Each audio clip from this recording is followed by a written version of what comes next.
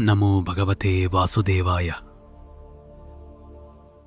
ರಾತ್ರಿ ಗಾಢ ನಿದ್ದೆಯಲ್ಲಿ ಮಲಗಿರುವಾಗ ಇದ್ದಕ್ಕಿದ್ದಂತೆ ಯಾರೋ ನಿಮ್ಮನ್ನು ಎಚ್ಚರಿಸಿದಂತೆ ಭಾಸವಾಗಿ ಎಚ್ಚರವಾಗಿದೆಯಾ? ಅಥವಾ ಕತ್ತಲೆಯಲ್ಲಿ ಯಾರೋ ನಿಮ್ಮನ್ನೇ ಪ್ರೀತಿಯಿಂದ ನೋಡುತ್ತಿರುವಂತಹ, ನಿಮ್ಮ ಪಕ್ಕದಲ್ಲೇ ನಿಂತು ಕಾಯುತ್ತಿರುವಂತಹ ಒಂದು ವಿಶಿಷ್ಟವಾದ ಅನುಭವ ನಿಮಗೆ ಎಂದಾದರೂ ಆಗಿದೆಯಾ? ಕೆಲವೊಮ್ಮೆ ಬೆಳಗಿನ ಜಾವ ಎಚ್ಚರವಾದ ತಕ್ಷಣ ಮನೆಯಲ್ಲಿ ಯಾವುದೋ ಅಪರಿಚಿತ ದೈವಿಕ ಸುವಾಸನೆ, ದೇವಸ್ಥಾನದ ಗರ್ಭಗುಡಿಯ ಕಂಪು ನಿಮ್ಮ ಮೂಗಿಗೆ ಬಡಿದಿದೆಯಾ?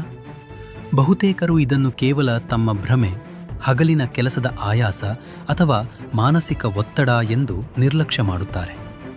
ಮತ್ತೆ ಕೆಲವರು ಎಲ್ಲಿ ನಮಗೆ ಏನೋ ಕೆಟ್ಟದ್ದಾಗಲಿದೆಯೋ, ಮನೆಯಲ್ಲಿ ದುಷ್ಟ ಶಕ್ತಿಗಳಿವೆಯೋ ಎಂದು ವಿನಾಕಾರಣ ಭಯಪಡುತ್ತಾರೆ. ಆದರೆ ನಮ್ಮ ಸನಾತನ ಧರ್ಮದ ಸ್ವಪ್ನಶಾಸ್ತ್ರ ಏನು ಹೇಳುತ್ತದೆ ಗೊತ್ತಾ? ಸ್ನೇಹಿತರೆ, ಅದು ಖಂಡಿತ ಭ್ರಮೆಯಲ್ಲ, ಅದು ಕೇವಲ ಕನಸೂ ಅಲ್ಲ. ಅದು ನಿಮ್ಮ ಕಣ್ಣಿಗೆ ಕಾಣದ, ಆದರೆ ನಿಮ್ಮನ್ನು ಮತ್ತು ನಿಮ್ಮ ವಂಶವನ್ನು ಸದಾ ನಿಮ್ಮ ಮನೆಯ ಹೆಬ್ಬಾಗಿಲಿನಲ್ಲಿ ನಿಂತು ಕಾವಲು ಕಾಯುತ್ತಿರುವ ನಿಮ್ಮ ಮನೆದೇವರ ಅತಿದೊಡ್ಡ ದೈವಿಕ ಸಂಕೇತ. ಹೌದು, ನೀವು ನಿದ್ದೆಗೆ ಜಾರಿದಾಗ ನಿಮ್ಮನ್ನು ಕಾಯುವ ಆ ದೈವಿಕ ಶಕ್ತಿಯು ಜಾಗೃತವಾಗುತ್ತದೆ. ಇಂದಿನ ಈ ವಿಶೇಷ ಸಂಚಿಕೆಯಲ್ಲಿ ನಿಮ್ಮ ಮನೆದೇವರು ಸಾಕ್ಷಾತ್ ನಿಮ್ಮ ಮನೆಯಲ್ಲಿ ನೆಲೆಸಿದ್ದಾನೆ. ನಿಮ್ಮ ವಂಶವನ್ನು ಮುಂಬರುವ ದೊಡ್ಡ ಗಂಡಾಂತರಗಳಿಂದ ರಕ್ಷಿಸುತ್ತಿದ್ದಾನೆ ಎಂದು ದೃಢಪಡಿಸುವ ಆ 8 ದೈವಿಕ ಕನಸುಗಳು ಯಾವುವು ಎಂಬುದನ್ನು ನಾನು ಬಿಚ್ಚಿಡಲಿದ್ದೇನೆ. ಈ 8 ಕನಸುಗಳಲ್ಲಿ ಒಂದೇ ಒಂದು ಕನಸು ನಿಮಗೆ ಬಿದ್ದಿದ್ದರೂ ನೀವು ಈ ಭೂಮಿಯ ಮೇಲಿನ ಅತ್ಯಂತ ಪುಣ್ಯವಂತರು ಎಂದು ಭಾವಿಸಿ. ವಿಷಯಕ್ಕೆ ಹೋಗುವ ಮುನ್ನ, ನಮ್ಮೆಲ್ಲರ ವಂಶವನ್ನು ಕಾಯುತ್ತಿರುವ ಆ ಮನೆದೇವರ ಅನುಗ್ರಹ ನಮಗೆಲ್ಲರಿಗೂ ಸಿಗಲಿ ಎಂದು ಪ್ರಾರ್ಥಿಸುತ್ತಾ ಕಾಮೆಂಟ್ ಬಾಕ್ಸ್ನಲ್ಲಿ ಈಗಲೇ ನಿಮ್ಮ ಮನೆದೇವರ ಹೆಸರನ್ನು ಭಕ್ತಿಯಿಂದ ಬರೆಯಿರಿ. ಆ ದೈವಿಕ ಶಕ್ತಿಯು ಸದಾ ನಿಮ್ಮನ್ನು ಮತ್ತು ನಿಮ್ಮ ವಂಶವನ್ನು ಕೊನೆಯವರೆಗೂ ಅಂಗೈಯಲ್ಲಿತ್ತು ಕಾಪಾಡುವಂಥ ಅದ್ಭುತ ಆಶೀರ್ವಾದ ನಿಮ್ಮದಾಗಲಿ. ನಮ್ಮ ಮನೆದೇವರು ನಮಗೆ ಏನನ್ನಾದರೂ ಹೇಳಬೇಕೆಂದರೆ, ಭವಿಷ್ಯದ ಬಗ್ಗೆ ಎಚ್ಚರಿಸಬೇಕೆಂದರೆ ನಮಗೆ ಎಚ್ಚರವಿದ್ದಾಗಲೇ ಹೇಳಬಹುದಲ್ಲವೇ? ಅದು ಕೇವಲ ನಾವು ನಿದ್ದೆ ಮಾಡುವಾಗಲೇ ಕನಸಿನ ರೂಪದಲ್ಲಿಯೇ ಏಕೆ ಬರುತ್ತದೆ? ಇದರ ಹಿಂದಿರುವ ರಹಸ್ಯವೇ ನಮ್ಮ ವಂಶವಾಹಿನಿ, ಅಂದರೆ ನಮ್ಮ ರಕ್ತ ಸಂಬಂಧ. ನಾವು ಎಚ್ಚರವಿರುವಾಗ, ಅಂದರೆ ಹಗಲಿನ ಹೊತ್ತಿನಲ್ಲಿ, ನಮ್ಮ ಭೌತಿಕ ಮನಸ್ಸು ಅತ್ಯಂತ ಗದ್ದಲದಿಂದ ಕೂಡಿರುತ್ತದೆ. ನಮ್ಮ ಆಸೆ, ಕೋಪ, ದುಃಖ, ಹಣದ ವ್ಯಾಮೋಹ ಮತ್ತು ನಾನು ಎಂಬ ಅಹಂಕಾರ ಇವೆಲ್ಲವೂ ಸೇರಿ ನಮ್ಮ ಪ್ರಜ್ಞೆಯ ಮೇಲೆ ಒಂದು ದೊಡ್ಡ ಕವಚವನ್ನು ನಿರ್ಮಾಣ ಮಾಡಿರುತ್ತವೆ. ಆ ಸಮಯದಲ್ಲಿ ದೈವಿಕ ಶಕ್ತಿಗಳು ನಮಗೆ ಎಚ್ಚರಿಕೆ ನೀಡಲು ಎಷ್ಟೇ ಪ್ರಯತ್ನಿಸಿದರೂ ನಮ್ಮ ಗದ್ದಲದ ಮನಸ್ಸು ಆ ಸೂಕ್ಷ್ಮವಾದ ತರಂಗಗಳನ್ನು ಗ್ರಹಿಸುವ ಸ್ಥಿತಿಯಲ್ಲಿರುವುದಿಲ್ಲ. ಆದರೆ ಯಾವಾಗ ನಾವು ನಿದ್ದೆಗೆ ಜಾರುತ್ತೇವೆಯೋ ಆಗ ನಮ್ಮ ಅಹಂಕಾರ ಮತ್ತು ಭೌತಿಕ ಮನಸ್ಸು ಸಂಪೂರ್ಣವಾಗಿ ಶಾಂತವಾಗುತ್ತದೆ. ಆಗ ನಮ್ಮ ಆಂತರಿಕ ಪ್ರಜ್ಞೆಯು ಯಾವುದೇ ಅಡೆತಡೆಗಳಿಲ್ಲದೆ ನೇರವಾಗಿ ನಮ್ಮ ಪೂರ್ವಜರ ಮತ್ತು ಮನೆದೇವರ ಶಕ್ತಿಯೊಂದಿಗೆ ಸಂಪರ್ಕವನ್ನು ಸಾಧಿಸುತ್ತದೆ. ಇದನ್ನೇ ದೈವಿಕ ರಕ್ಷಣೆಯ ಭಾಷೆ ಎಂದು ಕರೆಯುತ್ತಾರೆ. ಸಾಮಾನ್ಯವಾದ ಆತಂಕದ ಕನಸುಗಳಿಗೂ ಮನೆದೇವರ ದರ್ಶನದ ಕನಸುಗಳಿಗೂ ಒಂದು ದೊಡ್ಡ ವ್ಯತ್ಯಾಸವಿದೆ. ಹಗಲಿನಲ್ಲಿ ನೋಡಿದ, ಯೋಚಿಸಿದ ವಿಷಯಗಳು ಕನಸಾಗಿ ಬಂದರೆ ಅದು ಗೊಂದಲದಿಂದ ಕೂಡಿರುತ್ತದೆ, ಬೆಳಿಗ್ಗೆ ಏಳುವಾಗ ಸುಸ್ತಾಗುವಂತೆ ಮಾಡುತ್ತದೆ. ಆದರೆ ದೈವಿಕ ಕನಸುಗಳು ಅತ್ಯಂತ ಸ್ಪಷ್ಟವಾಗಿರುತ್ತವೆ. ಆ ದೃಶ್ಯಗಳು ಕಣ್ಣಿಗೆ ಕಟ್ಟಿದಂತಿರುತ್ತವೆ. ಆ ಕನಸು ಬಿದ್ದಾಗ ಭಯವಾಗುವುದಿಲ್ಲ, ಬದಲಾಗಿ ಬೆಳಿಗ್ಗೆ ಏಳುವಾಗ ನಿಮ್ಮ ಮನಸ್ಸಿನಲ್ಲಿ ಒಂದು ವಿವರಿಸಲಾಗದ ಅದ್ಭುತವಾದ ಶಾಂತಿ ಮತ್ತು ನೆಮ್ಮದಿ ನೆಲೆಯೂರಿರುತ್ತದೆ. ಆ ದಿನವಿಡೀ ಯಾವುದೋ ಶಕ್ತಿ ನಿಮ್ಮ ಜೊತೆಗಿರುವಂತೆ, ನಿಮ್ಮ ಕೈ ಹಿಡಿದು ನಡೆಸುತ್ತಿರುವಂತೆ ಭಾಸವಾಗುತ್ತದೆ. ಅದರಲ್ಲೂ ವಿಶೇಷವಾಗಿ ಈ ಪ್ರಸ್ತುತ ಕಾಲಘಟ್ಟದಲ್ಲಿ ಬ್ರಹ್ಮಾಂಡದಲ್ಲಿ ಆಗುತ್ತಿರುವ ಅಗಾಧವಾದ ಬದಲಾವಣೆಗಳಿಂದಾಗಿ ದೈವಿಕ ಕನಸುಗಳು ಮನುಷ್ಯರಿಗೆ ಅತಿ ಹೆಚ್ಚಾಗಿ ಬೀಳುತ್ತಿವೆ. ದೇವರು ತನ್ನ ಭಕ್ತರನ್ನು ರಕ್ಷಿಸಲು ಹೆಚ್ಚು ಹತ್ತಿರವಾಗುತ್ತಿದ್ದಾನೆ. ಹಾಗಾದರೆ ನಿಮ್ಮ ಮನೆದೇವರು ನಿಮ್ಮನ್ನು ರಕ್ಷಿಸುತ್ತಿದ್ದಾನೆ ಎಂದು ಸಾರುವ ಆ 8 ದೈವಿಕ ಕನಸುಗಳು ಯಾವುವು? ಬನ್ನಿ, ನಿಮ್ಮ ಅನುಭವಗಳಿಗೆ ಅದನ್ನು ಹೋಲಿಸಿ ನೋಡಿ. 1ನೆಯ ದೈವಿಕ ಕನಸು, ಹಣೆಗೆ ಕುಂಕುಮ ಅಥವಾ ಭಸ್ಮದ ಸ್ಪರ್ಶ. ಕನಸಿನಲ್ಲಿ ನೀವು ಯಾವುದೋ ಕತ್ತಲೆಯ ಜಾಗದಲ್ಲಿ ಅಥವಾ ಅಪರಿಚಿತ ದೇವಸ್ಥಾನದ ಪ್ರಾಂಗಣದಲ್ಲಿ ಒಬ್ಬಂಟಿಯಾಗಿ ಕುಳಿತಿರುವಾಗ ಕಣ್ಣಿಗೆ ಕಾಣದ ಯಾವುದೋ ಒಂದು ದೈವಿಕ ಕೈ ಅಥವಾ ಮುಖವೇ ಕಾಣದ ಒಬ್ಬ ವಯಸ್ಸಾದ ಸುಮಂಗಳಿಯು ಬಂದು ನಿಮ್ಮ ಹಣೆಯ ಮೇಲೆ ಕುಂಕುಮವನ್ನು ಅಥವಾ ಭಸ್ಮವನ್ನು ಇಟ್ಟಂತೆ ಕನಸು ಬಿದ್ದರೆ ನೀವು ಅಕ್ಷರಶಃ ಪುಣ್ಯವಂತರು. ಇದು ಸಾಮಾನ್ಯ ಕನಸಲ್ಲ. ನಿಮ್ಮ ಮನೆದೇವರು ನಿಮ್ಮ ಭೌತಿಕ ದೇಹದ ಮೇಲೆ ತನ್ನ ರಕ್ಷಣಾ ಮುದ್ರೆಯನ್ನು ಒತ್ತಿದ್ದಾನೆ ಎಂಬುದರ ಅತಿ ದೊಡ್ಡ ಸಾಕ್ಷಿ ಇದು. ಹಣೆಗೆ ಕುಂಕುಮ ಅಥವಾ ಭಸ್ಮವನ್ನು ಇರುವುದು ಎಂದರೆ ನಿಮ್ಮ ಬುದ್ಧಿಯನ್ನು, ನಿಮ್ಮ ಆಲೋಚನೆಗಳನ್ನು ಆ ಪರಮಾತ್ಮನು ತನ್ನ ನಿಯಂತ್ರಣಕ್ಕೆ ತೆಗೆದುಕೊಂಡಿದ್ದಾನೆ ಎಂದರ್ಥ. ಇಂತಹ ಕನಸು ಬಿದ್ದ ವ್ಯಕ್ತಿಯು ಎಷ್ಟೇ ದೊಡ್ಡ ಆರ್ಥಿಕ ನಷ್ಟದಲ್ಲಿದ್ದರೂ ಅಥವಾ ಶತ್ರುಗಳ ಬಲೆಯಲ್ಲಿ ಸಿಲುಕಿದ್ದರೂ ಆತ ಅದರಿಂದ ಪವಾಡ ಸದೃಶವಾಗಿ ಪಾರಾಗುತ್ತಾನೆ. ಆತನ ನಿರ್ಧಾರಗಳನ್ನು ಸಾಕ್ಷಾತ್ ದೇವರೇ ನಡೆಸಿಕೊಡುತ್ತಾನೆ.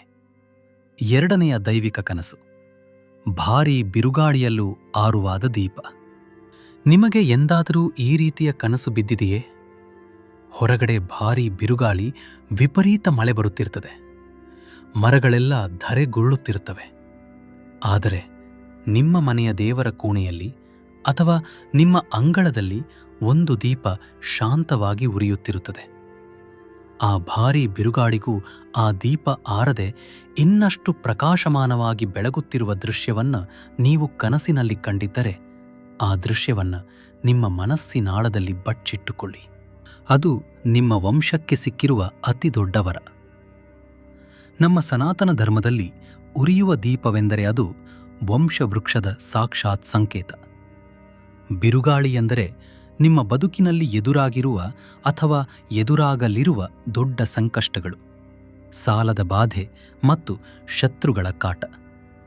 ಎಷ್ಟೇ ಕಷ್ಟಗಳು ಬಂದರೂ, ಪ್ರಪಂಚವೇ ನಿಮ್ಮ ವಿರುದ್ಧ ನಿಂತರೂ, ನಿಮ್ಮ ಮನೆದೇವರು ನಿಮ್ಮ ವಂಶದ ದೀಪವನ್ನು ಆರಲು ಬಿಡುವುದಿಲ್ಲ. ಆತನು ತನ್ನ 2 ಕೈಗಳನ್ನು ಅಡ್ಡವಿಟ್ಟು ನಿಮ್ಮ ಇಡೀ ಕುಟುಂಬವನ್ನು ಕಾಪಾಡುತ್ತಿದ್ದಾನೆ ಎನ್ನುವುದನ್ನು ಈ ದೀಪದ ಕನಸು ದೃಢಪಡಿಸುತ್ತದೆ. ಮೂರನೆಯ ದೈವಿಕ ಕನಸು, ಪ್ರಪಾತಕ್ಕೆ ಬೀಳುವಾಗ ಹಿಡಿದು ಎತ್ತುವ ಬಲವಾದ ಕೈ. ಇದು ನಮ್ಮಲ್ಲಿ ಬಹಳಷ್ಟು ಜನರಿಗೆ ಆಗುವ ಎದೆಯೊಡೆದು ಎಚ್ಚರವಾಗುವಂತಹ ಅನುಭವ. ಕನಸಿನಲ್ಲಿ ನೀವು ಯಾವುದೋ ಎತ್ತರದ ಜಾಗದಿಂದ ಅಥವಾ ಬೆಟ್ಟದ ತುದಿಯಿಂದ ಕಣಿವೆಗೆ ಜಾರಿ ಬೀಳುತ್ತಿರುತ್ತೀರಿ. ಪ್ರಾಣ ಹೋಯಿತು ಎನ್ನುವಷ್ಟರಲ್ಲಿ ಇದ್ದಕ್ಕಿದ್ದಂತೆ ಎಲ್ಲಿಂದಲೋ ಬಂದ ಒಂದು ಬಲವಾದ ಕೈ ನಿಮ್ಮನ್ನು ಬೀಳದಂತೆ ಗಟ್ಟಿಯಾಗಿ ಹಿಡಿದು ಮೇಲಕ್ಕೆ ಎತ್ತುತ್ತದೆ. ಇದು ಬರೀ ಕನಸಲ್ಲ.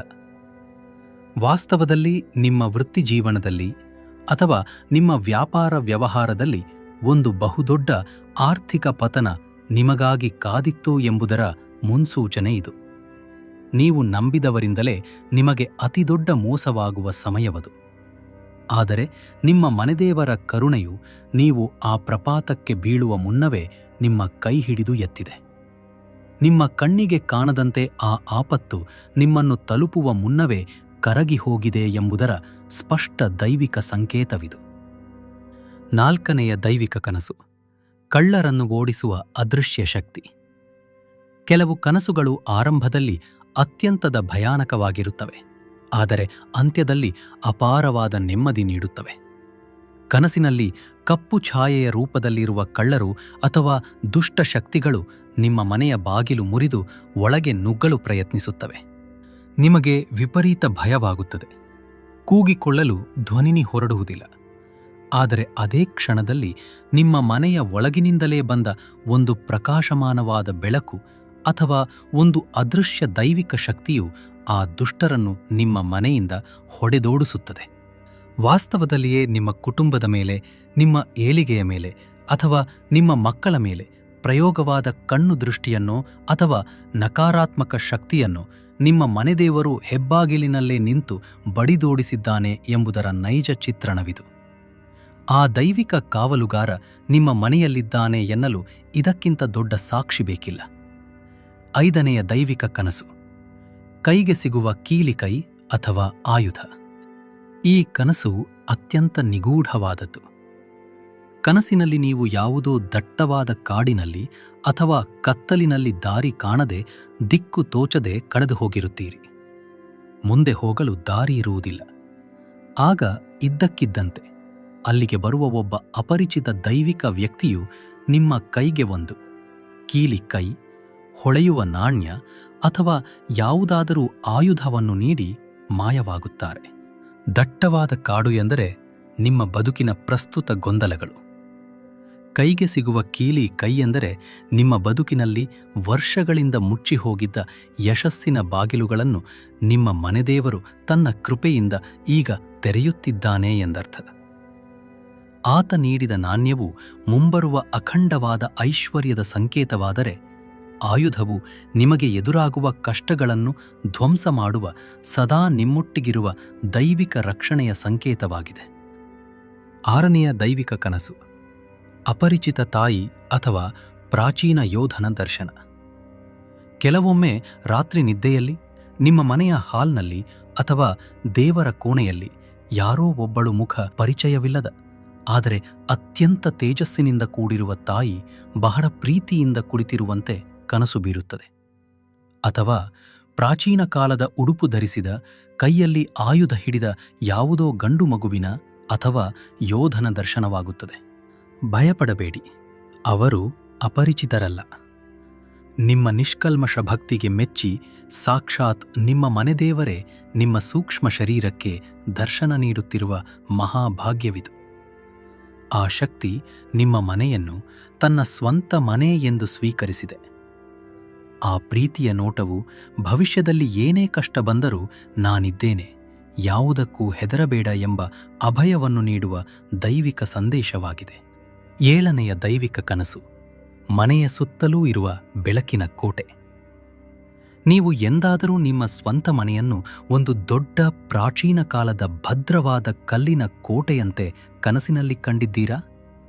ಅಥವಾ ನಿಮ್ಮ ಇಡೀ ಮನೆಯ ಸುತ್ತಲೂ ಒಂದು ವೃತ್ತಾಕಾರದ ಪ್ರಕಾಶಮಾನವಾದ ಬೆಳಕಿನ ಕವಚ ಇರುವಂತೆ ಕಂಡಿದ್ದೀರಾ?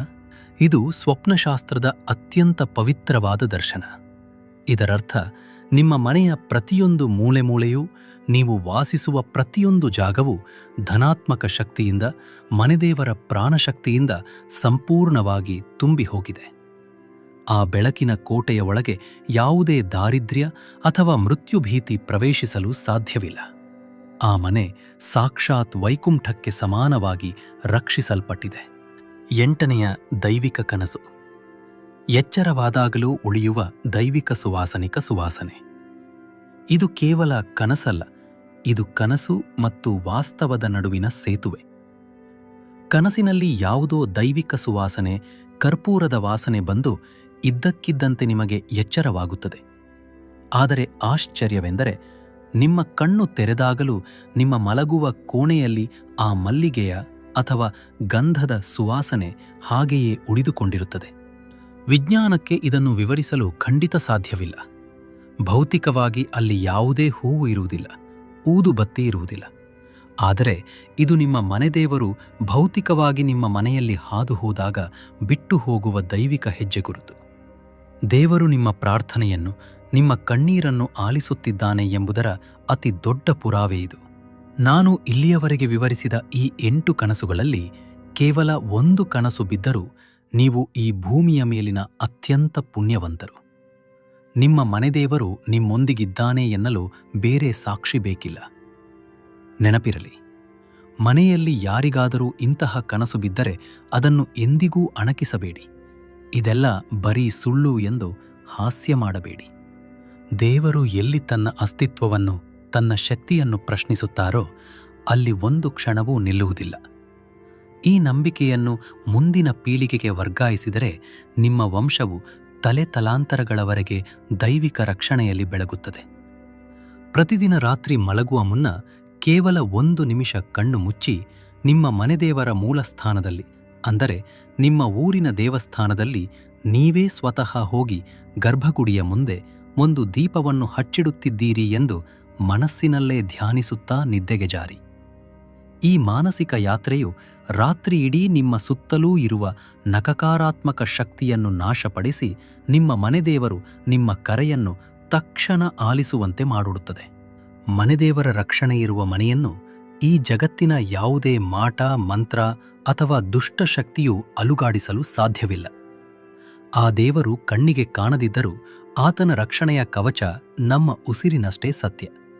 ಆತನ ಕೃಪೆ ನಿಮ್ಮ ಮೇಲಿದೆ ಎನ್ನುವುದಕ್ಕೆ ಈ ಕನಸುಗಳೇ ಅತಿ ದೊಡ್ಡ ಸಾಕ್ಷಿ. ಈಗ ಕಮೆಂಟ್ ಮೂಲಕ ಹೆಮ್ಮೆಯಿಂದ ಮತ್ತು ಭಕ್ತಿಯಿಂದ ತಿಳಿಸಿ. ನಾನು ವಿವರಿಸಿದ ಈ 8 ದೈವಿಕ ಕನಸುಗಳಲ್ಲಿ ನಿಮಗೆ ಯಾವ ಕನಸು ಬಿದ್ದಿದೆ? ಇದೇ ರೀತಿಯ ಸನಾತನ ಸತ್ಯಗಳನ್ನು, ನಮ್ಮ ಪುರಾಣದ ರಹಸ್ಯಗಳನ್ನು ಅರಿಯಲು ಸನಾತನ ಮಾರ್ಗ ಚಾನಲ್ ಅನ್ನು ಮರೆಯದೆ ಸಬ್ಸ್ಕ್ರೈಬ್ ಮಾಡಿ. ಮುಂದಿನ ಸಂಚಿಕೆಯಲ್ಲಿ ಭಗವಂತನ ಮತ್ತೊಂದು ಅದ್ಭುತ ರಹಸ್ಯದೊಂದಿಗೆ ನಿಮ್ಮನ್ನು ಭೇಟಿಯಾಗುತ್ತೇನೆ. ಸರ್ವೇ ಜನ ಸುಖಿನೋ ಭವಂತು.